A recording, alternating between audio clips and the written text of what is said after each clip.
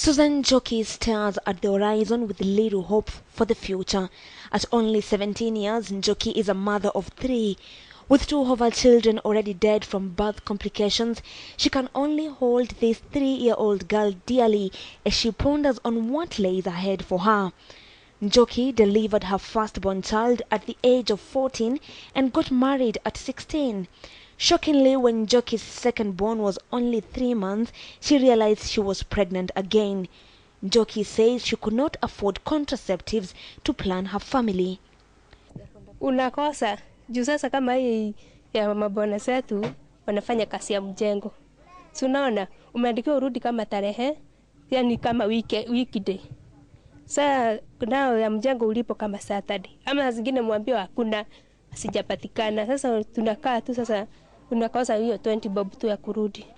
Just few meters away we meet 27-year-old Beatrice Odhiambo, who has 7 children, all under the age of 11. Beatrice is single and came to learn about family planning just this year from a friend. She, however, says that even with the information, there is little she can do to embrace the family planning owing to poverty. Family ni bei kali. Alafu naenda kwa familia, umelipa na pesa na 100 ni bei kali. Aliwacha tu amekunywa huyu dada kidogo. These are just their stories. They are not alone. Majority of slum dwellers don't use contraceptives. Reasons: lack of access, poverty, culture, and largely ignorance. Majority of women here are unemployed. They have more pressing needs like food, hence finding it hard to keep any coin aside for any tablets or even injections for contraceptives. Umaskini ni changamoto tena kwa especially hao wasichana wadogo. Unajua financially hawako stable. So akienda kwa health center ambiwa aende anunue hizo madawa hataweza kubai. So ina end up anakuwa pregnated. But even for those who can afford, there are more challenges. Lack of communication between partners. According to research by the United Nations Population Fund in slums, it is men who usually decide on use of contraceptives, sometimes through violence.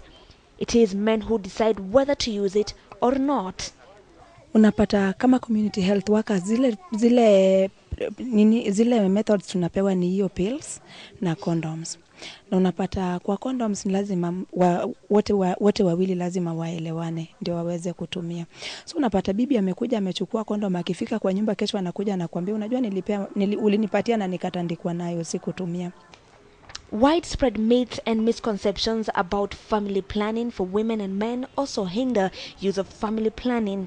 Ambapo unapata mama mmoja, tuseme kama mimi nimeenda nimedungwa shindano ya family planning, nimeanza kuwa na hiyo bleeding ya kila wakati.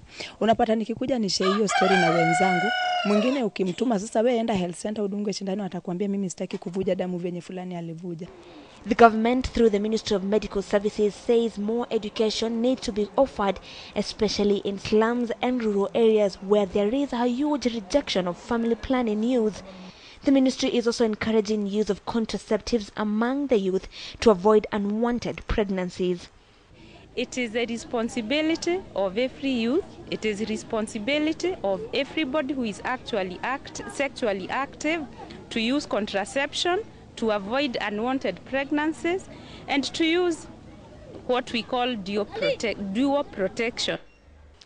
From the 2010 census numbers, Kenya's population has shown a massive increase of about 1 million people a year. Maybe, just maybe, these results are sending a message that we should strongly embrace family planning. However, strong challenges still remain in slums areas, and non-government organizations are calling on the government to intervene. Angel Katusa, KTN, Weekend Prime.